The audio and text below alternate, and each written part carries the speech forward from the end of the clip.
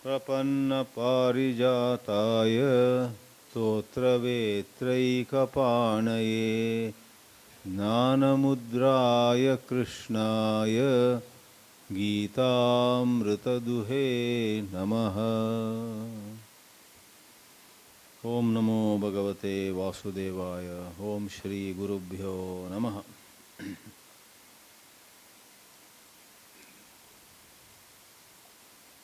भगवद गीता के 18 अध्यायों के बीच अब हम 9वें अध्याय को देखने जाएंगे। जब हम 9वें अध्याय को देखेंगे, उसके समाप्ति होते ही गीता के समझो आधा भाग समाप्त होगा। उसीलिए कुछ विद्वानों ने कहा है कि 9वें अध्याय के आखिरी श्लोक सारे भगवद गीता के सारांश को बोलने वाला श्लोक है। 9वें अध्याय के आखिरी श्लोक से पहले 9 अध्याय है और उसके बाद भी 9 अध्याय हैं। 9वें अध्याय में 34 श्लोक हैं। तो हम जिस श्लोक का जिक्र कर रहे हैं वो 34वां श्लोक है। तो 34वां श्लोक कहता क्या है उसको ही पहले देखते हैं हम।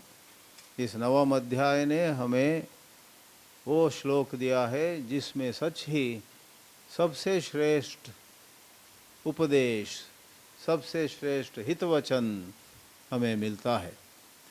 34वां श्लोक 9वें अध्याय में ये कहता है, मन्मना भव मद्भक्तः मद्याजी मां नमस्कुरु मामे वैश्यसि युक्त्वैनम् आत्मानं मत्परायणः।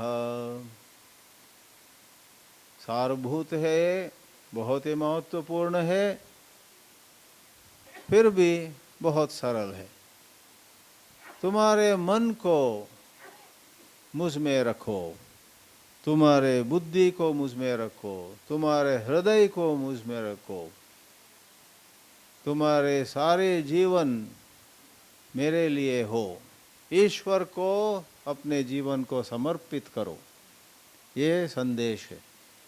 ईश्वरार्पितम नेच्छया कृतम चित्तशोधकम मुक्ति साधकम, ऐसे एक श्लोक आता है रमण महर्षि के उपदेश सार में। यदि हम अपने सारे कर्म ईश्वर को समर्पित करते हैं तब चित्त शुद्धि होती है।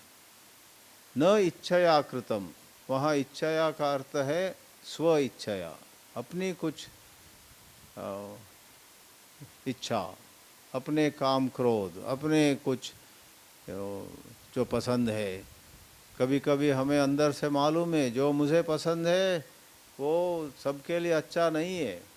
मैं जो मुझे पसंद है उसको पाने के लिए आगे जाता हूँ तो बहुत लोगों को दुख होगा, बहुत लोगों का दर्द होगा, बहुत लोगों को अपकार होगा। इस प्रकार हमें लगता है। फिर भी यदि हमारी इच्छा उतनी प्रबल है, हम ऐसे सोचते हैं किसी को कुछ भी होने दो, हम तो अपने को क्या जो चाहिए उसको पाएंगे ही। तो उसी को कहते हैं स्वार्थ, उसी को कहते हैं एक प्रकार का आक्रमणकारी चिंता। किसी को कुछ भी हो जाए, हम तो अपनी कामना को पूरा करते हैं। इस प्रकार स्वार्थी होते। दुर्योधन उस प्रकार ही था। दुर्योधन रामायण में रावण वगैरह उस प्रकार ही थे। तो स्वार्थ से नहीं, जो भी हम करते हैं इससे क्या ईश्वर संतुष्ट होगा, इस काम को देखकर ऊपर से भगवान पसंद करेंगे, ये यदि हम सवाल पूछते हैं तो काफ़ी फ़र्क हो सकता है। उसमें और भी गहराई में हम जाएंगे। तुरंत हमें ईश्वर की इच्छा क्या होगी पता नहीं चलती। इसीलिए हमने एक और प्रश्न के उत्तर में कहा था, कभी कभी कुछ स्पष्ट न हो ये सही है या वो सही है, तो हमें या तो कुछ समय लेना चाहिए। समय यदि उपलब्ध न हो तो हमारे अंदर एक अंतर्वाणी है, अंतर्ध्वनि है, कॉन्शियंस बोलते हैं उसको, अंदर की आवाज़। हमें लगता है, मैं पूरी नहीं जानता लेकिन मुझे लगता है कि ये सही है और वो गलत है। तो जब कोई शास्त्र हमें बताएगा नहीं, कोई गुरु हमें नहीं बताएगा और किसी दूसरे ढंग से हमें पता नहीं चलता, तो अंत में अंतर्ध्वनि उसका पालन करना होगा। In English they call it be true to yourself, be true to yourself. आप अपने को धोखा मत दो, अपने अंदर ही आवाज़ है, यदि अपने अंदर ही ये जो आवाज़ है उसको ही आप उल्लंघन करते हो, क्योंकि सतही एक इच्छा है, उससे आप अपना काम कर लेते हैं, अंदर की आवाज़ को सुनते नहीं। तो एक प्रकार से कहा जा सकता है कि आपने न केवल अन्यों को धोखा दिया, आपने अपने को ही धोखा दिया। You let your self down, your own conscience was warning you. ऐसे एक आध बाद में आप पछताएंगे। तो मन मना भव मद भक्त मद्याजी, मेरी ही पूजा करो, और कहा माम नमस्कुरु। तो जीवन को ईश्वर केंद्रित बना दो।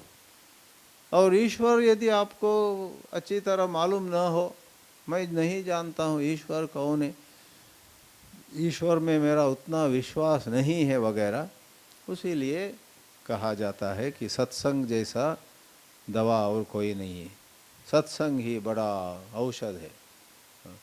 बिनु सत्संग विवेक न होई, राम कृपा बिनु सुलभ न सोई। राम की या कृष्ण की या शिव की कृपा से हम सत्संग में आ जाते हैं। फिर सत्संग में भाग लेने से, बार बार लेने से विवेक उदय हो जाता है। अन्यथा हम अपनी ही दुनिया में है, हम ही, अंग्रेजी में कहते हैं take the law in your hand, कानून को अपने हाथ में हम भी करने वाले हैं, हम भी न्यायाधीश भी बनना चाहते हैं। ये सही है या गलत है हम भी बताएंगे, करने वाले भी और उसका न्याय देने वाले सब हम बनना चाहते हैं। वो कैसे होगा? कानून हम अपने हाथ में नहीं ले सकते हैं। कानून आध्यात्म दृष्टि से ईश्वर के हाथ में है, उसको समझना हमारा कर्तव्य है। ईश्वर का नियम क्या है, what are the laws of God, हमें कोशिश करके सत्संग के द्वारा, सही ढंग के अध्ययन के द्वारा हमें पता कर लेना जरूरी है। मामेव एष्यसि, जितना आप अपने जीवन को ईश्वर केंद्रित, गॉड सेंटर्ड बनाते हैं, ईश्वर के नज़दीक आप तेज जाएंगे। तेज आप ईश्वर के नज़दीक, ईश्वर के समीप चल पड़ेंगे और ईश्वर से ही एक हो जाएंगे। आत्मानम, वो आत्म साक्षात्कार को भी उसी को कहते हैं। तो इस श्लोक को 9वें अध्याय के अंत में रखा गया है, वेद व्यास ने रखा होगा। श्री कृष्ण ने भी अपने लंबे प्रवचन में इसको शायद बहुत ही महत्व दिया होगा। और व्यास ने सब कुछ सुना, व्यास ने सब कुछ देखा। आप जानते हैं ये सारा उपदेश श्री कृष्ण का है, लेकिन इन श्लोकों में, इन शब्दों में, इस प्रकार की रचना के द्वारा हमें इसको किसने दिया? व्यास ने दिया। भगवान वेद व्यास। नमोस्तु ते व्यास विशाल बुद्धे फुल्लारविंदा यतपत्र नेत्र। येन त्वया भारत तैल पूर्णः प्रज्वालितो ज्ञानमय प्रदीपः।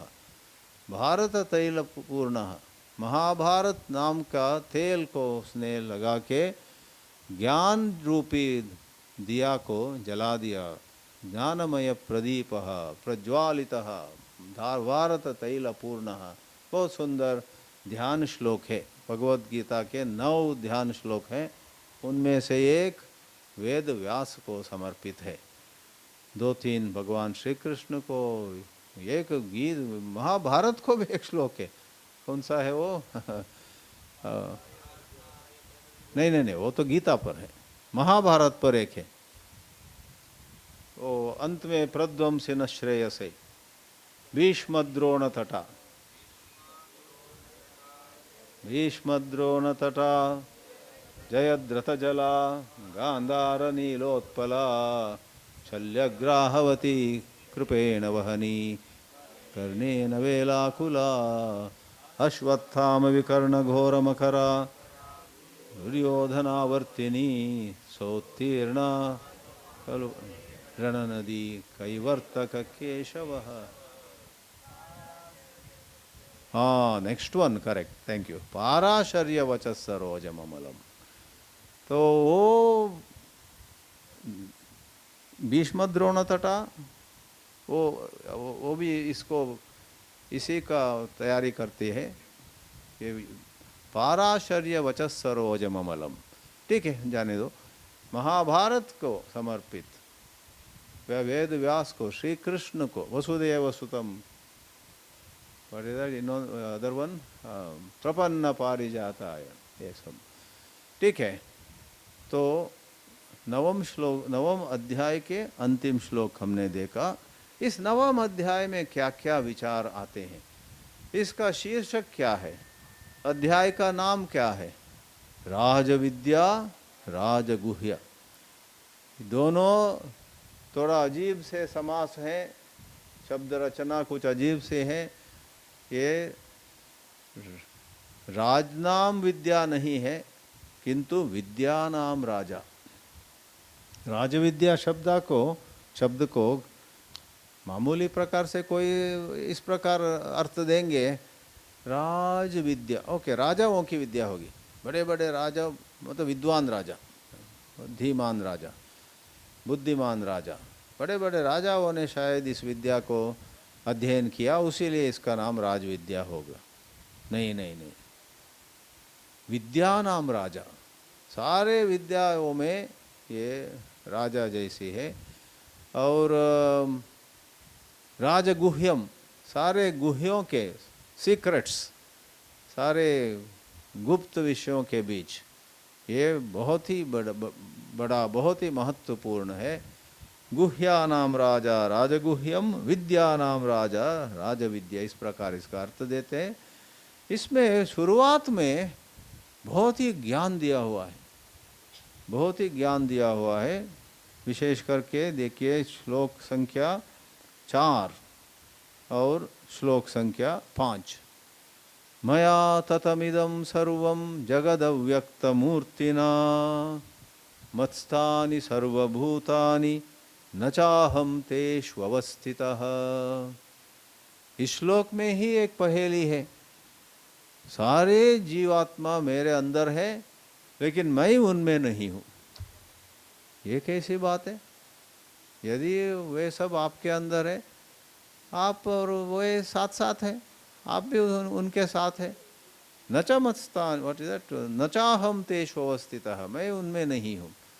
इसका ये मतलब है जीवात्मा जन्मते हैं, मरते हैं, जीवात्मा बहुत सारे विकारों से गुजरती है, लेकिन उनको जो कुछ भी हो, उनके कथा में जो कुछ भी आ जाए, मेरे में वो कुछ नहीं होता है, मेरे में वो कुछ भी नहीं होता है। मैं निर्विकार रहता हूँ, मैं ब्रह्म तत्व हूँ। ब्रह्म में सब दिखते हैं, इतना कुछ दिखने के बावजूद ब्रह्म को कुछ होता नहीं है। सिनेमा पर्दे पर कभी कभी आग दिखता है, सिनेमा के अंदर बड़ा एक इमारत आग पकड़कर वो राख हो जाता है। दो देख रहे हैं, पूरे ध्यान देकर उनको भय होता है, चिंता होती है, अब क्या होगा, अब कितने लोग इसमें मरेंगे, कोई बचेंगे क्या। लेकिन वो सब होते हुए पर्दे को, उस सिनेमा स्क्रीन को कुछ नहीं होता है।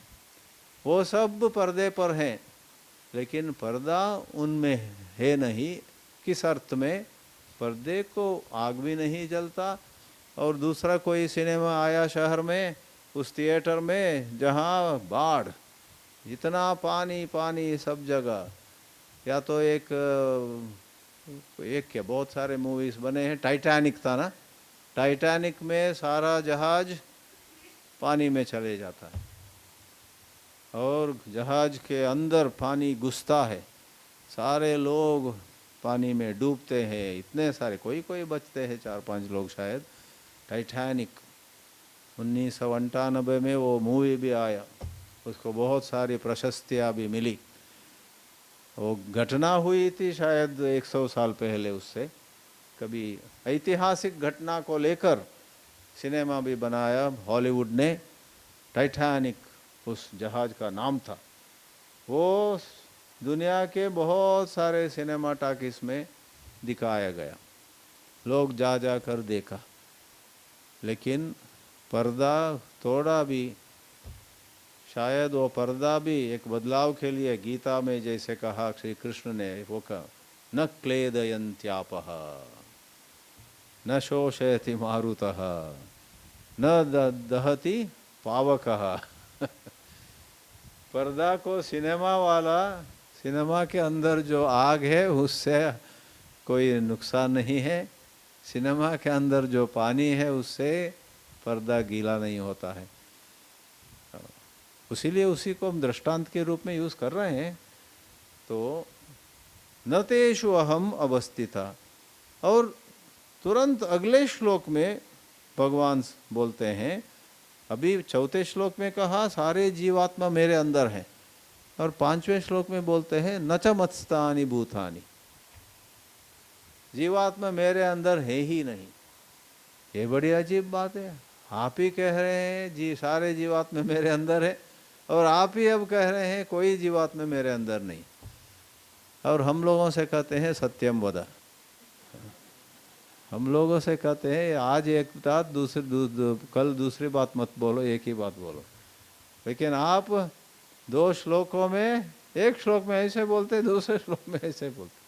क्या भगवान झूठ बोलते हैं? सच्ची नहीं, भगवान झूठ नहीं बोल रहे हैं। लेकिन ये एक नीचे की दृष्टि है, एक ऊपर की दृष्टि है। देखिए, अब हम सब समझो ध्यान के लिए बैठते हैं और ध्यान करते समय कुछ भी हिलते नहीं।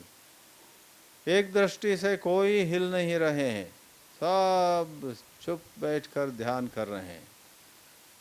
लेकिन कोई विज्ञान यहाँ आएगा और बोलेगा इसी वक्त, इसी पल आप सब लोग इतने हजारों मील पर सेकंड उस वेग से चल रहे हैं, क्योंकि धरती घूम रही है कि नहीं? धरती घूम रही है, और आप धरती पर यदि बैठे हैं तो आप भी उसी वेग से, उसी गति से आप चल रहे हैं। तो एक दो दृष्टि हो गई, दोनों सत्य हैं। एक दृष्टि से कोई हिल नहीं रहे हैं, दूसरी दृष्टि से हर कोई चल रहे हैं। एक दृष्टि से सुंदर सूर्योदय हुआ पूरब में, वाह आज सुबह सूर्योदय कितना सुंदर था, आप बोलेंगे। दूसरी ओर विज्ञान कहता है सूर्य का उदय नहीं होता है, सूर्य जहाँ के तहाँ रहता है, धरती अपने ही अक्ष के, क्या बोलते हैं, अराउंड इट्स ओन एक्सिस घूमता है। तो सूर्योदय भी एक देव छोड़ो, एक दृष्टि से ठीक है। उसी प्रकार यहाँ अध्यास को यदि आप सच मानते हैं, बहुत सारे अनंत संख्या में जीवात्मा ब्रह्म में आ रहे हैं, कुछ समय रह रहे हैं, उसके बाद टाटा बाय बाय जा रहे हैं, होता है। ये सब अध्यास मात्र है, अध्यास और आभास है। वेदांत में एक दृष्टांत बार बार दिया जाता है, रस्सी और सांप। आपके आश्रम में दोनों होंगे, रस्सियाँ जरूर दिखेंगे, सांप भी कभी कभी भाग्यशाली को सब जरूर, इतने पेड़ पौधे हैं, जरूर सांप भी होंगे। कभी रस्सी पड़ी है उधर, क्योंकि प्रकाश कम है, आपको सांप जैसा वो दिखती है। उसी प्रकार ब्रह्म सिर्फ ब्रह्म ही है, ब्रह्म में इतने सारे जीवात्मा दिखती हैं, और जीवात्मा की कहानी बहुत लंबी होती है, जन्म जन्म लेकर इतने सारे अनादिकाल से जन्म रहे हैं, और यदि मुक्ति नहीं होते हैं, अनंत काल के लिए बार बार जन्म लेते रहेंगे। लेकिन देखिए, ऊंची दृष्टि से कहीं जन्म नहीं, कहीं मृत्यु भी नहीं, ब्रह्म केवल है। इसीलिए वेदांत में उत्कृष्ट दृष्टि है। उपनिषदों में विशेष करके कहते हैं, मांडूक्य के उपनिषद में कहा है, न उत्पत्ति ही न नाशः न चोत्पत्ति। What is that? न चोत्पत्ति ही। एक और पंक्ति है मांडूक्य के कारिका में, वहाँ गौड़पाद शंकराचार्य के गुरु, शंकराचार्य के परम गुरु कहते हैं, ये तत्तदुत्तमं सत्यम यत्र किंचित न जायते। आपको सर्वोत्तम सत्य चाहिए, सबसे बढ़कर सत्य क्या है? वो सत्य ये है कि यत्र किंचित न जायते, कुछ भी पैदा ही नहीं होता है, कुछ भी उत्पन्न नहीं होता है। वो पंक्ति भी है। ऐसे कारिका में बहुत सारे जोरदार कारिका मतलब श्लोक। तो उस दृष्टि से देखा जाए, कहना चाहिए, न च मत्स्तानि भूतानि, मेरे अंदर कोई जन्म जीव है ही नहीं। पश्य में योगमैश्वरम। तो यहाँ संदेश क्या है? आपके सारे संकट, सारे दुख, सारी समस्याएं, सारी दुविधाएं, ये सब एक दृष्टि से सत्य है, लेकिन यदि आप परमार्थ ज्ञान को प्राप्त करेंगे, वो सब गायब हो जाएंगे। एक तो समस्या, मेरी समस्या खत्म होगी, मेरी समस्या हल होगी, आप पूछेंगे। समस्या को छोड़िए, जिस व्यक्ति को समस्या है, जिस अहंकार को समस्या है, जिस जीवात्मा को समस्या है, वो गायब होकर उसी जगह आप खुद को ही परमात्मा के रूप में पाएंगे। उसीलिए महर्षि रमन कहते थे, किसको समस्या है? और आप कहेंगे मेरे को समस्या है। वो मेरे को जब आप बोलते हैं, वो मेरा, मैं, वो मैं को क्या है? सच्ची वो आप हैं जिनका घर जल गया, जिनका बच्चा मर गया, जिनकी सारे संपत्ति नष्ट हो गई। रोते हैं लोग, आप और हम, कुछ ना कुछ हमारे बीच कोई, मेरा स्वास्थ्य ठीक नहीं है, वो मेरा बोलते हैं ना, ये मेरा के अंदर मैं, वो मैं क्या है? सिर्फ सच ही आपका स्वास्थ्य बिगड़ गया है, या आप जिस चीज को मैं मान कर बैठे हैं उस चीज के स्वास्थ्य बिगड़ गया है? इस प्रकार सवाल आता है।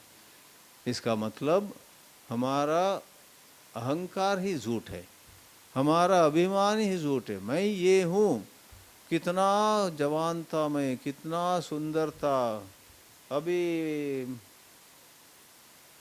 स्वास्थ्य भी नहीं है, उम्र भी बढ़ गई, चल नहीं सकता हूँ।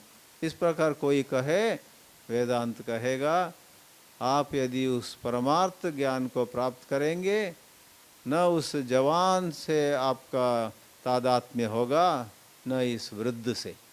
आप जवान थे नहीं, अब वृद्ध है नहीं। आप वो तत्व है जिसको जवानी भी नहीं लगती और बुढ़ापा भी नहीं लगता। उस प्रकार ये सब अध्यास मात्र है। रस्सी में सांप के समान है, सांप है नहीं। सांप है, डंडा लेकर मैं उसको संभाल लूँगा, उसको निपट लूँगा इस समस्या को, ये एक स्तर हो गया, लेकिन सांप है ही नहीं। न च मत्स्तानि भूतानि भूत ब्रह्म च, ये सब कहा गया है। मैं ये कहूँगा कि 9वें अध्याय को यदि श्री कृष्ण मुझसे कहेंगे इसका दूसरा नाम दे दो, मैं दूसरा नाम दे, इसको मैं भक्ति योग कहूँगा। 12वें अध्याय से अधिक इस 9वें अध्याय को हम भक्ति योग कहना उचित समझते हैं। क्यों? इस अध्याय में एक और भगवान की महिमा बहुत ही अच्छी ढंग से बताई गई है। भगवान यहाँ कहते हैं मैं ही सब कुछ रचाता हूँ और मैं ही बारिश ले आता हूँ, मैं ही बारिश को पीछे ले लेता हूँ, मेरी इच्छा से। तपाम्यहम वर्षम, 19वां श्लोक देखिए। मैं ही, आपको गर्म लग रहा है तो भगवान ने गर्म किया है, दूसरे समय ठंड भी भगवान ही रचाते हैं। तपाम्यहम अहम वर्षम निगृह्णामि उत्सृजामि च अमृतम चैव मृत्युश्च सदसच्चाहम अर्जुन। और कहते हैं पिताहमस्य जगतः माता धाता पितामह। क्रिश्चियनिटी में भगवान को पिता बोलते हैं, फादर इन दी हेवन, है ना। भगवत गीता में भगवान फादर भी है, मदर भी है, ग्रैंडफादर भी है। पिताहमस्य जगतः, माता भी मैं ही हूँ, और पितामह दादा भी मैं ही हूँ। तो पारिभाषिक या टेक्निकल एक्सप्लेनेशन है, पिता माने निमित्त कारण, माता माने उपादान कारण, और कोई कारण हो, कारण का कारण क्या है बोले तो मैं कारण का भी कारण मैं ही हूँ। पितामह माने सारे कारणों का कारण, पितामह। जब एक कुम्हार एक मटका बनाता है, उसकी बुद्धि शक्ति है उस मटका बनाने में, उस बनाने के पीछे, तो वो निमित्त कारण है, और मिट्टी वहाँ उपादान कारण है। जगत की सृष्टि में निमित्त कारण भी भगवान और उपादान कारण भी भगवान। उसीलिए मुंडकोपनिषद में मकड़ी बोलते हैं, स्पाइडर को मकड़ी का दृष्टांत दिया गया है। मकड़ी ऊर्णनाभिः यथोर्णनाभिसृजते गृह्णते च, दृष्टांत दिया है। मकड़ी अपने अंदर से ही सामग्री बाहर ले आता है और जाल को रचाता है, और जब भी उसकी मर्जी उसको अपने अंदर वापस भी ले सकता है। इस प्रकार ईश्वर बाहर से कुछ भी नहीं लेते हुए इस विश्व की सृष्टि करता है, ये कहा गया है। तो उसके लिए मैं ही माता हूँ उपादान कारण, मैं ही पिता हूँ निमित्त कारण, और मैं ही कारण का कारण हूँ, इसीलिए पितामह। मैं ही ओंकार हूँ, मैं ही ऋग्वेद हूँ, मैं ही सामवेद हूँ। 17वें श्लोक में ये सब कहा है। तो इसको मैं इसलिए जिक्र कर रहा हूँ क्योंकि ये सब ईश्वर की महिमा को बताने वाले श्लोक हैं। भक्ति तब भी आपको संभव है जब आपको ईश्वर के महिमा के बारे में कुछ अंदाजा हो। यदि कोई कहे देखो बेटा ईश्वर में भक्ति करो, और यदि वो पिता या माता या बुजुर्ग लोग उस बच्चे को, उस बेटे को ईश्वर के बारे में बताया नहीं ईश्वर कौन है, क्या करेगा वो, कैसे भक्ति होगी? ईश्वर के महिमा के बारे में कुछ अंदाजा होनी चाहिए। उसीलिए भक्ति शास्त्र में आधे के आधे ईश्वर का गुणगान, ईश्वर कौन है, क्या करते हैं, वो उनकी महिमा बताई जाती है। फिर भक्ति साधना बताई जाती है, भक्ति का अभ्यास कैसे करें, उस विषय में भी 9वां अध्याय बहुत ही श्रेष्ठ है। आपको यहाँ के बहुत श्लोक जरूर सबको यहाँ मालूम होंगे। अनन्यास चिंतयन्तो माम ये जना पर्युपासते तेषां नित्याभियुक्तानां योगक्षेमं वहाम्यहम्। जो कोई मेरे ही सोचते हैं, मेरे बारे में ही हमेशा चिंतन करते हैं, उनको कोई दूसरा फिक्र करने की ज़रूरत नहीं है। उनकी जो ज़रूरत है, कुछ भी उनको चाहिए होगा, वो मैं ला के दे दूँगा। उनके पास जो कुछ है, वो जिसकी सुरक्षा ज़रूरी है, वो सुरक्षा मैं करूँगा। योग मतलब जो उनके पास नहीं है लेकिन चाहिए, उसको ले आना योग है। जो उनको ज़रूरी है और उनके पास है लेकिन डर है कि कुछ और उसको ले जाए, तो उसको रखना, उसको सुरक्षा करना क्षेम का अर्थ है, योग क्षेमम। लाइफ इंश्योरेंस कॉरपोरेशन ने भगवत गीता से ये पंक्ति लिया। LIC मालूम है, सबको मालूम है। LIC के जो लोगो है, मुद्रा चिन्ह है, उसमें 2 हाथ हैं और बीच में एक दिया है। उस दिया के उस ज्वाला को दोनों हाथ सुरक्षित रखते हैं। उस प्रकार हम आपके ज़िंदगी को सुरक्षित रखेंगे। किसी कारण से आप गुजर भी गए, आपके परिवार की सुरक्षा LIC के द्वारा होगी, ये आश्वासन देता है LIC। तो सही ढंग से जिसने वो सलाह दिया, उसको हम आदर व्यक्त करते हैं। गीता की पंक्ति नीचे है, योगक्षेमं वहाम्यहम्। योगक्षेमं वहाम्यहम्, गीता के 9वें अध्याय से।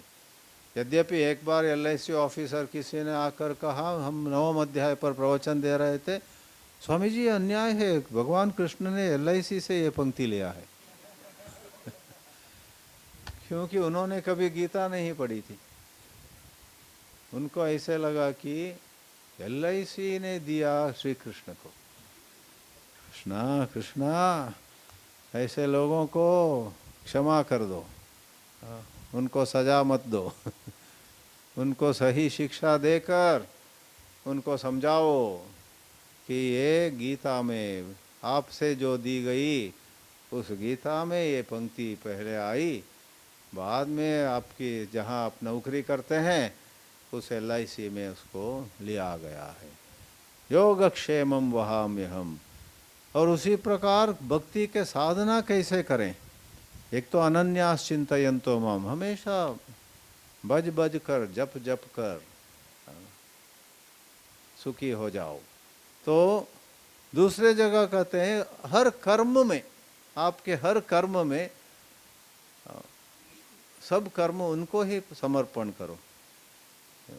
यत् करोषि यदश्नासि, 27वां श्लोक, यज्जुहोषि ददासि यत्, यत् तपस्यसि कौन्तेय तत्कुरुष्व मदर्पणम्। जो कुछ करते हो, जो कुछ खाते हो, जो हवन होम वगैरह करते हो, जो दान धर्म करते हो, जो कुछ तप करते हो, यत् तपस्यसि, 5 चीज़ें बताकर 500 अन्य चीज़ें भी इन्होंने उपलक्षित किया। जो भी करते, कुछ कहीं खर्चा किया, कहीं बचत किया, कहीं किसी को दिया कुछ, कहीं किसी से लिया कुछ, जो भी हो हर चीज़ में। जैसे 5वें अध्याय में बहुत सारी क्रियाएं आई थी, कल हमने देखा, पश्यन शृण्वन् स्पृशन् जिघ्रन् अश्नन् गच्छन् स्वपन् श्वसन् प्रलपन विसर्जन गृह्णन उन्मिशन निमिशन नपी। वो ज्ञान योग की भाषा में कहा, वो जो भी आप कर रहे हो समझो कि वो सब इंद्रिय कर रहे हैं, शरीर कर रहा है, शरीर बुढ़ा हो रहा है, शरीर एक दिन मरेगा, जाने दो, मैं तो मरूंगा नहीं, मैं मरूंगी नहीं, ये ज्ञान मार्ग की भाषा है। भक्ति मार्ग में भाषा थोड़ा अलग है। जो भी हो वो सब ईश्वर ही कर रहे हैं, ईश्वर के लिए मैं कर रहा हूँ। अर्पणम, कहीं कहते हैं सारे आपके जीवन को समर्पण करो। स्वामी चिन्मयानंद जी ने उस पर मजे से कहा, समर्पण यदि नहीं हो सकता है तो सम अर्पण करो। अंग्रेजी में सम मतलब थोड़ा सा।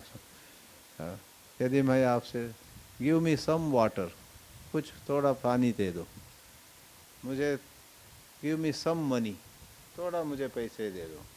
सम शब्द का अर्थ है थोड़ा। तो समर्पण शब्द को स्वामी जी ने इस प्रकार तोड़ा। समर्पण, पूरा अर्पण, समर्पण मतलब पूरा। समर्पण नहीं हो सकता है तो सम अर्पण तो करो ना, इस प्रकार बोले।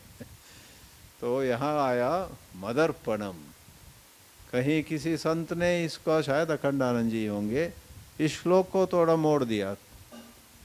यदि आप इसको अपने प्रार्थना में यूज करना चाहेंगे, यहाँ श्री कृष्ण अर्जुन को बोल रहे हैं, इसको थोड़ा बदल के आप ऐसे कह सकते हैं, यत् करोमि यदश्नामि यज्जुहोमि ददामि यत् तपस्यामि वार्ष्णेय तत् करोमि त्वदर्पणम। जो मैं करता हूँ, जब भगवान कृष्ण अर्जुन को बोल रहे हैं, जो तुम करते हो, जो तुम खाते हो, जो तुम किसी को देते हो, जो तुम हवन होम करते हो, ये वो सब मेरे को अर्पण करो, है ना। स्वामी अखंडानंद जी ने अपने प्रवचन में बदल दिया, वो किताब के रूप में भी प्रकाशित है। वृंदावन के जो स्वामी जी थे, बहुत वहाँ विद्वान, बहुत अच्छे, उनको जीवन मुक्त ही समझ सकते हैं।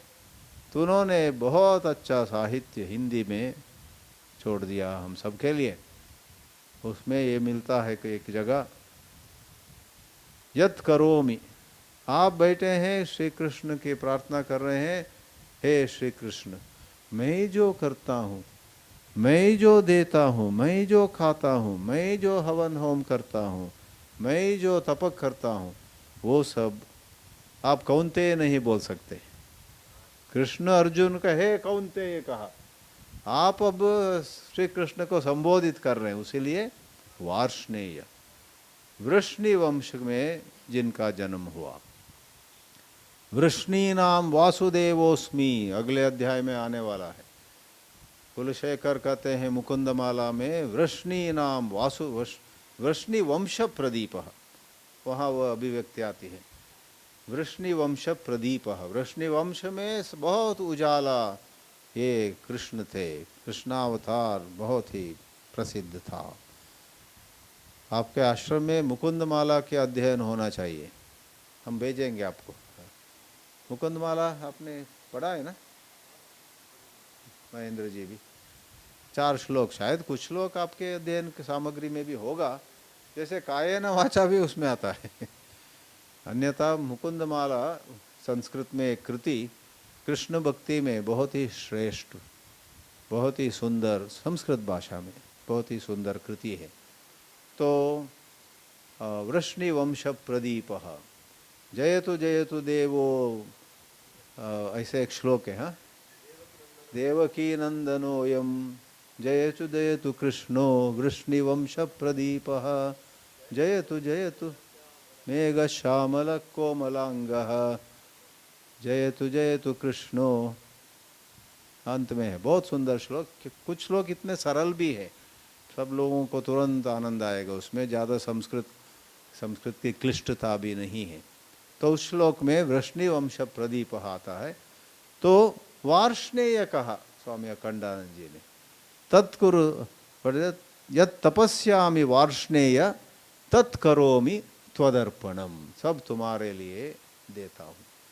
श्लोक रचाना मुश्किल नहीं है, श्लोक को गाना भी मुश्किल नहीं है, लेकिन असल में दिन भर कुछ भी आप कर रहे हो, करते हो, उसको हे श्री कृष्ण ये तुम्हारे लिए, इस मेरे काम से, मेरे कर्म से आप संतुष्ट हो तो वही मुझे जरूरी है, इस भाव को ले आना चाहिए।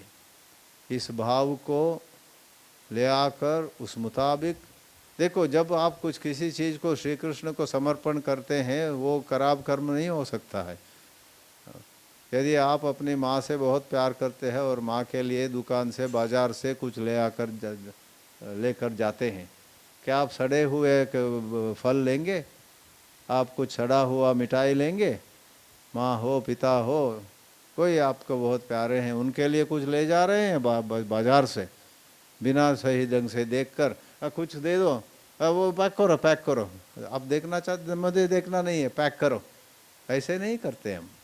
अपने प्यारी माँ के लिए ले जा रहे हैं तो क्या वो उत्कृष्ट क्वालिटी का है ना, फ्रेश है ना, अच्छे सामग्री का उपयोग किया है ना, गाय की घी को यूज़ किया है ना, और कोई आजकल बहुत सारा क्या बोलते हैं उसको आर्टिफिशियल, हाँ एक शब्द है, हाँ हाँ बनावट, करेक्ट बनावट मिलावट, हाँ मिलावट, मिक्स्ड थिंग, थोड़ा असली थोड़ा फेक, उसको मिलाते मिलावट, तो मिलावट वाले चीज़ें भी मिलती हैं। तो यदि आप किसी को बहुत प्यार करते हैं आदर करते हैं, उनको देने के लिए कुछ चीज़ बाज़ार से लेने गए हैं, सच ही आप अच्छे क्वालिटी का लेके आते हैं। उसी प्रकार यदि हम कुछ भी करते, कभी कभी हमारे भलाई के लिए कुछ करते, से सुबह समझो आप योगासन कर रहे हैं, योगासन करने से पहले 12 सूर्य नमस्कार 24 सूर्य नमस्कार आप करने जा रहे हैं, 1 मिनट हे श्री कृष्ण मैं अब योगासन करूंगी, इस योगासन से तुमको खुशी हो जाए, ऐसे बोलकर आप शुरू करते, आप सही ढंग से बेहतरीन ढंग से करेंगे।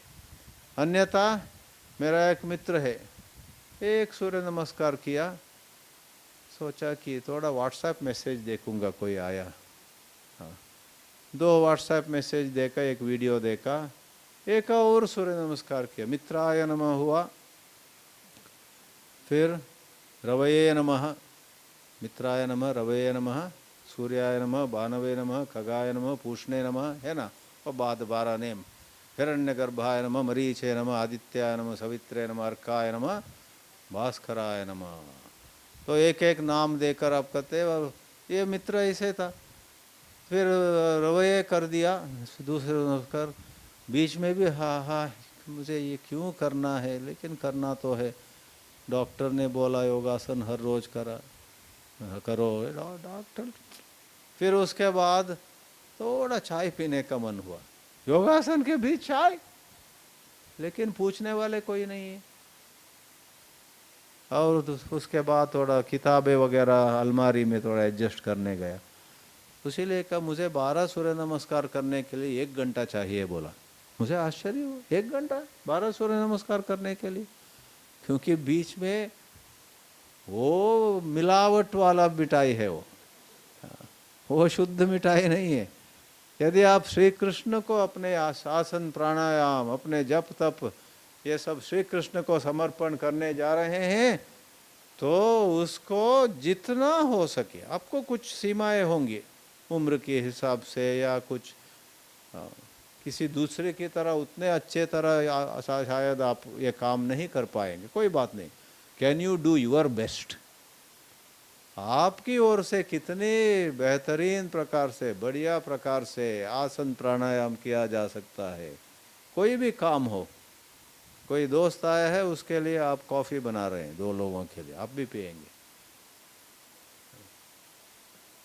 सत्य ही सत्य है, दोस्त के लिए कॉफ़ी बना रहे, लेकिन गहरा सत्य है ये कॉफ़ी बनाना चाय बनाना भी श्री कृष्ण प्रीत्यर्थम, श्री कृष्ण इसमें संतुष्ट हो जाए, तो आप अच्छे ढंग से कॉफ़ी बना के मित्र को देते, आप भी पीते, है ना, तो आपका जीवन अवश्य परिवर्तित होगा। यदि हर काम में अनेन मया कृतेन कर्मणा भगवान सर्वात्मकः परमेश्वरः प्रियताम, श्री कृष्णः प्रियताम, वो संतुष्ट हो, इस प्रकार की भावना रख के यदि आप करने जाते हैं, वो कर्म बेहतरीन प्रकार से होगा, इसमें शंका नहीं है। तो तत्कुरुष्व मदर्पणम। और एक और श्लोक का जिक्र करना ही चाहिए, वो भी बहुत प्रसिद्ध है। कोई कोई समझते हैं कि भगवान तब संतुष्ट हो गए जब हम सोना चांदी वज्र वैढूर्य हीरा मोती वगैरह लेकर ले लो बोलते हैं, तो भगवान हमारे हीरे मोती देखकर ख्याल आया आज। ऐसे भक्त हमें हर रोज आना चाहिए, ऐसे बोलता है, हम समझते हैं वो मूर्खता है। भगवान हीरा मोती नहीं चाहते हैं, भगवान चाहते हैं सिर्फ भक्ति। उसीलिए वो श्लोक है, कौन सा है वो,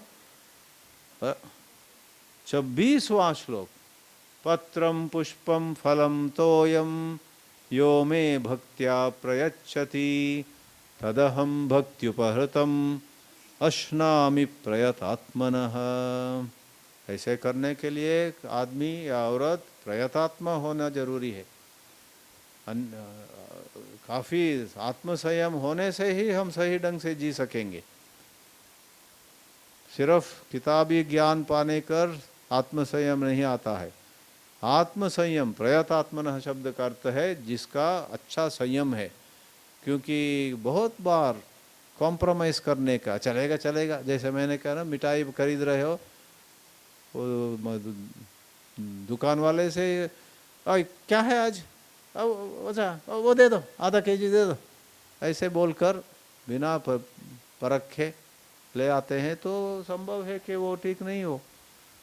तो इस प्रकार हर चीज़ में थोड़ा ध्यान देकर, बार बार देख के काम ठीक कर रहा हूँ क्या, काम दूसरों से ठीक करवा रहा हूँ क्या। कभी कभी हमारा कर्तव्य उस प्रकार का होता है, दूसरों से करवाना, दूसरों को सही ढंग से निर्देश दिया हूँ क्या, या ऐसे ही कंफ्यूज करके उनको करो करो किसी प्रकार से करो करके दे दो, तब वो लोग भी सही नहीं करेंगे। उस प्रकार भक्ति से करना चाहिए। यहाँ पत्रम पुष्पम, आप क्या देते हैं वो महत्वपूर्ण नहीं है, किस भाव से देते हैं। प्रयतात्म होकर उस भाव में शुद्धि होनी चाहिए, भाव मुख्य है, और क्या देते हैं वो गौण है। पत्र में पत्ता, पुष्प माने फूल, फलम फल, और तोयम पानी, एक चम्मच पानी। केशवाय नमः, माधवाय नमः, गोविंदाय नमः, भाव से भक्ति से वो मैं स्वीकार करूँगा। इसके लिए भागवत में है शायद वो कहानी, प्रसिद्ध श्री कृष्ण की कथा है, जब नारद कभी आकर श्री कृष्ण को जीत लेते हैं, कुछ ऐसे ही, क्या बोलते हैं उसको, जैसे महाभारत में ये कौरव लोग पांडवों को और द्रौपदी को भी जीत लेते हैं, फिर द्रौपदी का वस्त्रापहरण होता है, फिर दूसरी बार पांडवों को वनवास भेज देते हैं। वो सब गैम्बलिंग को क्या बोलते हैं, हाँ, जुआ खेल के। तो मुझे याद नहीं है उस कहानी में नारद ने किस प्रकार श्री कृष्ण को जीत लिया, श्री कृष्ण अपना बन गया, श्री कृष्ण को सामान जैसे वो ले जा सकते थे। तो उस समय रुक्मिणी भाग कर दौड़ कर आ गई, और दौड़ कर आ गई, अरे अरे कहाँ ले जा रहे हो मेरे कृष्ण को, ये मेरा है, अब आपका नहीं है। तो फिर ये कहा गया कि यदि कृष्ण के वजन के बराबर कुछ सामग्री आप दे सकते हो, तो वो सामग्री सोना चांदी जो भी हो, तुलाभार बोलते हैं ना, श्री कृष्ण तुलाभार, शायद भागवत में होगा कहानी, या तो और कहीं होगी। तो द्रौपदी ने अपने इतने सारे गहने, इतने सारे आभरण ले आकर तुलाभार में, एक और बेटा है भगवान श्री कृष्ण, दूसरी ओर सारे गहने, वो बहुत सारे, इतना वजन, फिर भी श्री कृष्ण ऊपर नहीं जा रहे हैं, वो नीचे नहीं जा रहा है, भगवान श्री कृष्ण ही भारी है ज़्यादा। ये कहानी बच्चों को भी हम कहते हैं, लेकिन यहाँ इसका संबंध क्या है, जब इतने सारे गहने श्री कृष्ण के बराबर नहीं हुए वजन से, सत्यभामा ने पहले कोशिश किया। सत्यभामा थोड़ा घमंड वाली दिखाई जाती है। सत्यभामा ने यह सब किया, कुछ नहीं हुआ। बाद में रुक्मिणी सापेक्ष रूप से सात्विक है, उसकी भक्ति निर्मल है। वो आकर, उसके पास भी है, रुक्मिणी के पास भी है काफ़ी गहने, लेकिन उसने कहा श्री कृष्ण को प्रार्थना करके, ये सब तुम्हारा ही खेल है, तुम जब चाहते हो तुम्हारा साइड नीचे जाएगा और दूसरा साइड ऊपर जाएगा, तुमसे ही मैं प्रार्थना करती हूँ बोल के एक तुलसी का पत्ता रखती है रुक्मिणी। तो रुक्मिणी की भक्ति क्योंकि श्रेष्ठ थी, उस कारण से एक तुलसी पत्ता के कारण उस साइड का वो नीचे जाता है।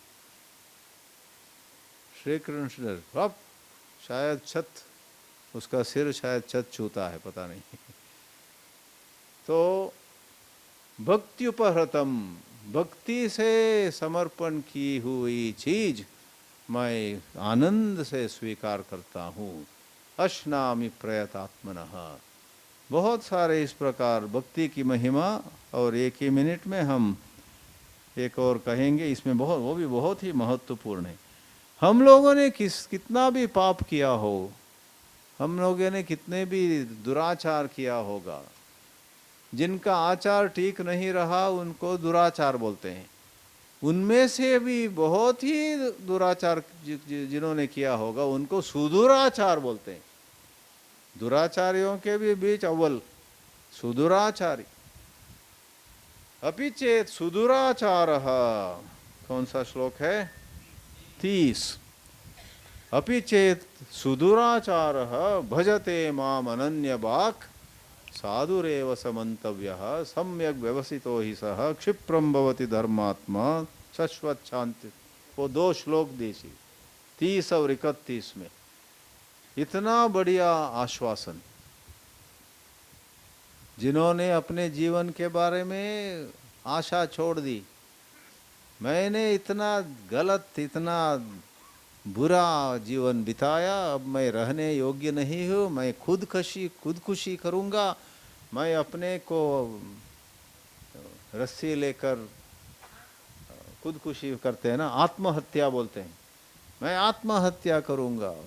इस प्रकार से किसी का सेल्फ एस्टीम बोलते हैं, अपने बारे में जो अभिप्राय होते हैं, मैं कुछ कीमत का नहीं हूँ, मैं तो इतना बड़ा दुराचारी हूँ, इस प्रकार उनको भी गीता में आश्वासन है, आप अभी तक जो भी किया हो, अब कृष्ण के भक्ति का अभ्यास करो।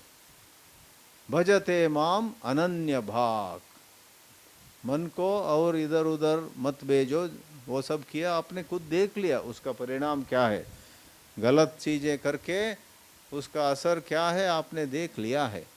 अब मन को, अपने इंद्रियों को, अपने वाणी को उन दिशाओं में जाने मत दो, अनन्य भाग होकर भजते, कृष्ण भक्ति का अभ्यास करो। तो ऐसे जो करते हैं वो तुरंत फौरन वो ये है, साधु ही समझ लो, साधुरेव स मंतव्य, क्योंकि दिशा बदल गई है ना, तो सब कुछ बाकी हो जाएगा। क्षिप्रम भवति धर्मात्मा, वो बहुत ही धार्मिक, तुरंत नहीं, क्षिप्र मतलब जल्दी ही वो महात्मा बन जाएगा। और उसी में शायद भगवान श्री कृष्ण कहते हैं कौन्तेय प्रतिजानी ही, हे अर्जुन जाके सब लोगों को ये बता दो, कौन्तेय प्रतिजानी ही न मे भक्तः प्रणश्यति। एक बार आप भगवान की ओर सच्ची भक्ति को अपने दिल में पाई तो आपका उद्धार असंशय है, आपका उद्धार होने में कोई शंका नहीं, अवश्य आपका उद्धार हो जाएगा, आप महात्मा बन जाएंगे। अभी अभी आप दुरात्मा थे सच, लेकिन ये दिशा बदलने से आप महात्मा बन जाएंगे। शाश्वत शांतिम निगच्छति, आपको शाश्वत शांति मिलेगी, वो भी उस श्लोक में दिया गया है। तो ये सब बहुत ही अनुसंधान के और पालन के योग्य है, इनका हम पालन करने में कामयाब हों, ये आशा करते हुए इस सत्र को समाप्त करते हैं। ओम नमो भगवते वासुदेवाय।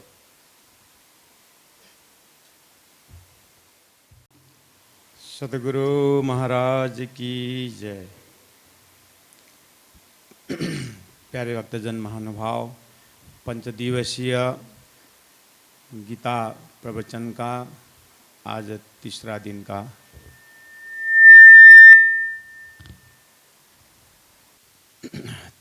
दिन का पहला सत्र का विश्राम होने जा रहा है और बहुत सारा महापुरुषों का लक्षण, ब्रह्म तत्व का बोध हो रहा है और विद्यार्थी जीवन में गीता क्लास में ही जो महापुरुषों का लक्षण, जैसे भागवत में भक्तों का लक्षण है और हमारे महामती वाणी में ब्रह्म सृष्टि का लक्षण करके दिया है, ऐसे गीता में स्थित प्रज्ञा लक्षण। तो ऐसे ही लक्षण के उसमें चर्चा में क्वेश्चन आंसर सेशन, जैसे हम अभी क्वेश्चन आंसर चल रहा है रात्रिकालीन बैठक में। अभी तो आचार्य जी बोल रहे हैं कि कुछ प्रश्न हो तो पूछो। जब आचार्य जी पूछेंगे तो फिर समझने पड़ेगी, इसलिए पहले पूछो जितना पता। हम खुद पूछे तो ठीक है ना, आचार्य जी पूछने लगेंगे तो, इसीलिए पहले जल्दी जल्दी प्रश्न पूछ करके आप वो खुराक पहुंचाएं। आचार्य जी ने हमारे क्लास में प्रश्न पूछ रहे थे, तो मुझे आचार्य जी ने पूछा कि अधिकारी, नाउ यू गिव आंसर। तो आचार्य जी ने आप प्रश्न, तो realise soul for them not necessary to do anything, like Raja Janak realized soul, Bhagavan Sri Krishna स्वयं realized soul, even then they are doing, even then they are working. तो ये महापुरुष परमहंस होने के बाद भी क्यों करते हैं, कर्म क्यों करते हैं?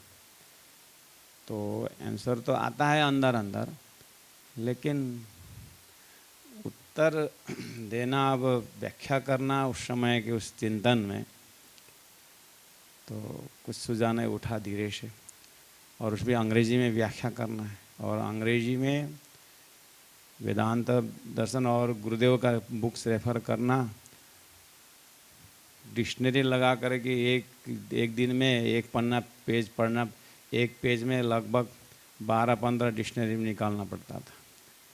तो गुरुदेव का किताब जब रेफर करेंगे, और उसमें भी हमारे महाराज जी स्वामी जी यहाँ बैठे हुए हैं उस समय में उनका विद्यार्थी जीवन का नाम था मल्लिकार्जुन। अभी अद्वैतानंद स्वामी जी हैं यहाँ, और उनका इंग्लिश,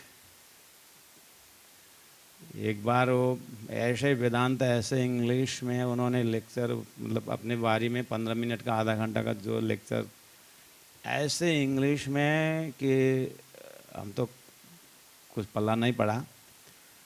आचार्य जी ने कहा आफ्टर द लेक्चर, मल्लिकार्जुन जी, ये तुम्हारा वेदांत ऐसे बॉम्बास्टिक इंग्लिश में अगर डालोगे तो ये तुम्हारा वेदांत तुम्हारा ही साथ जाएगा।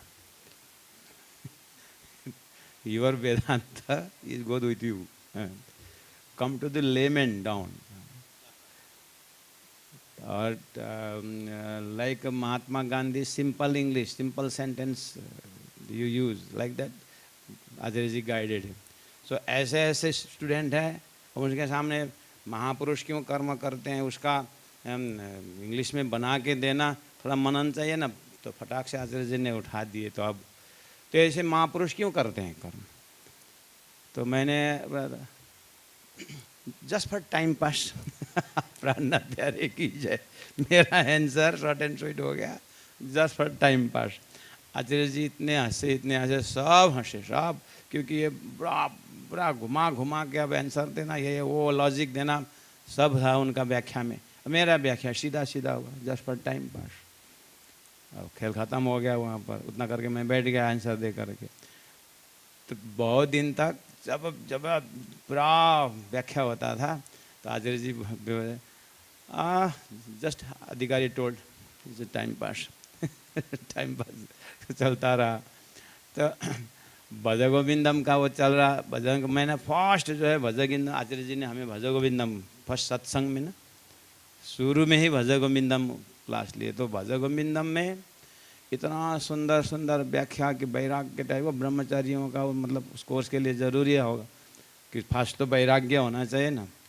तो उसमें भज गोविंदम तो ये श्लोक था। ये मुझे जो आचार्य जी जो मतलब बारी बारी से मेरा श्लोक ये पढ़ा था, काते कांता कस्ते पुत्र संसारोऽयमतीव विचित्र कस्य त्वं क कुत आयतः तत्वं चिंतया तदिह भ्रात। ये श्लोक में मेरी बारी आ गई, चेयर में बैठ गए, अब व्याख्या करना है सत्संग में सब।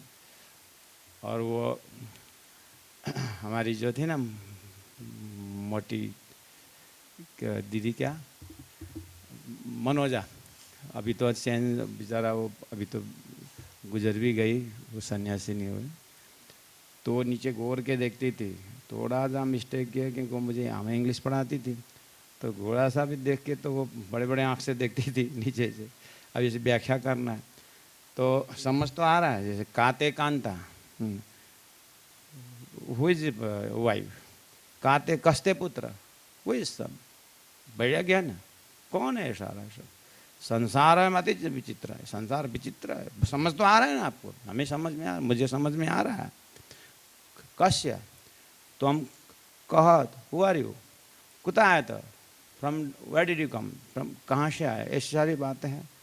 तत्वम चिंताया था दिया, इसीलिए तत्व को चिंतन करो कि ये पति कौन पत्नी कौन, ये संसार का संबंध है क्या, ऐसा बात तो समझ में आ रही है। तो गुरु जी मंगलदास जी से भी ऐसा उपदेश उसमें तो मिलता था संतों के, बहुत समय संतों से समझ तो आ रहा है, लेकिन व्याख्या जो है तो हमने गाया। अब मैंने कैसे प्रस्तुति की आपको बताता हूँ। काते कांता समझ में आएगा ना आपको, काते कांता कस्ते पुत्र समझ में आ ही रहा है, तो उसे क्या व्याख्या करना है। संसारो या मति विचित्र, सब तो आचार्य जी ने पढ़ाया, तो सब लोग बैठे हुए तो सब ज्ञानी है, मुझे क्या व्याख्या करना है। कश्य त्वं कुतायत तत्वं चिंतय तदीय भ्रात, गाना था गाया, दैट इज वाई भज गोविंदम भज गोविंदम का भजन तो करता ही था, तो इतने व्याख्या की क्या जरूरत है। मैंने बोला दैट इज वाई भज गोविंदम बस करके मैं बैठ गया। आचार्य जी लगभग 10 मिनट सत्संग में हंसते रहे। भज गोविंदम, इसी तरह तो कुछ नहीं। तो सार जो है कि वेदांत में जो गहराई से इतना सुंदर इतना आनंद, मुझे एक प्रैक्टिकल बात है, जैसे हिमाचल से मेरी माँ उधर बीमार हो गई तो आचार्य छुट्टी लेकर के मैं उधर में से पठानकोट वहाँ से ट्रेन में जाना था, और सीधाबारी से नीचे जहाँ ट्रेन पकड़ने की जगह जो आते थे मैं बहुत समय लगता था वहाँ पहुँचने में, ट्रेन 24 आवर्स लेट, और जंगल में कुछ है ही नहीं वहाँ पर, 24 घंटा गाड़ी लेट। अब क्या किया जाए, आफ्टर ऑल क्या है, संसार कुछ है ही नहीं, क्या है। तो मैं बैठ गया आराम से, कोई डिस्टर्बेंस नहीं दिमाग में। एक पान वाला कुछ था, वो भी 5 बजे के बाद उसने भी लपेट लिया दुकान, और वो भी गांव जा रहा है। और वहाँ बोलता महाराज कहाँ जाना है, ये ट्रेन है, वो ट्रेन तो 24 घंटा लेट है, तो क्या है, तो कहाँ बैठोगे, बैठूंगा यहीं पर। अरे महाराज जानवर आता है रात में, तो क्या ब्रह्मा आके ब्रह्मा को खाएगा, क्या फर्क पड़ता है। मतलब कि इतना हिम्मत और नथिंग। तो फिर वो उसने मुझे ज़बरदस्ती अपने घर ले गया और वो रखा जंगल में, मत बैठो। लेकिन 24 आवर्स ट्रेन लेट, जो नाश्ता ले आया तो ख़त्म हो ही गया। अब आगे तो और 60 घंटा कितना लगता है, उतना लंबा दूर है रास्ता है वहाँ से एनजेपी न्यू जलपाईगुड़ी वहाँ पहुँचना। तो लेकिन कुछ भी फर्क नहीं पड़ा, इतना आनंद है। ये कंटिन्यू चिंतन की विषय है। 2.5 साल और गुरुदेव का अन्न खा करके तो बुद्धि अच्छी होती है ना। जैसा खाए अन्न वैसा है मन, जैसे पिए पानी वैसे बोले वाणी। तो गुरुदेव का अन्न खा रहे हैं तो अच्छा ही था। तो कुछ भी नहीं हुआ, एकदम शांत, कुछ भी मतलब एक शुद्ध भी मेरा जो घबराहट या अनइजीनेस फीलिंग ऐसा कुछ नहीं हुआ। तो ये एक स्थिर जो है, स्थिर रहने का जो है कंटिन्यू चिंतन में ये प्रसाद मिला। बहुत बहुत आभार व्यक्त करते हैं सभी जनों को, विशेष परम पूज्य गुरु जी से, आचार्य से आभार व्यक्त करते हुए अभी का सेशन को विराम देते हैं और सभी अपने अपने उसमें जाएंगे। अब 10-15 मिनट में घंटी बजेगी, भोजन प्रसाद लेंगे। और आज मंदिर हॉल में गणेश चतुर्थी की पूजा है और हमारे परमा स्वामी जी रेडी हैं, जिनको पूजा में उपस्थित होना है। मंदिर हॉल में 12 से 12:30 को समय का दिए हैं। अब भोजन प्रसाद के बाद ही है ना, वो भोजन के बाद ही है ना कि भोजन से पहले? भोजन से पहले, भोजन के बाद। हाँ, स्वामी जी प्रसाद पूजा के बाद होगा, स्वामी जी जो भी है। बोलो श्री प्राणनाथ प्यारे की जय। प्रणाम।